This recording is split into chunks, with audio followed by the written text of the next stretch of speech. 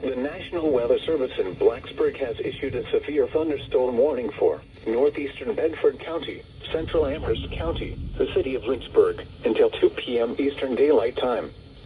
At 1:06 p.m. Eastern Daylight Time, severe thunderstorms were located along the line extending from near Neola to Good to near Manita, moving northeast at 30 miles per hour.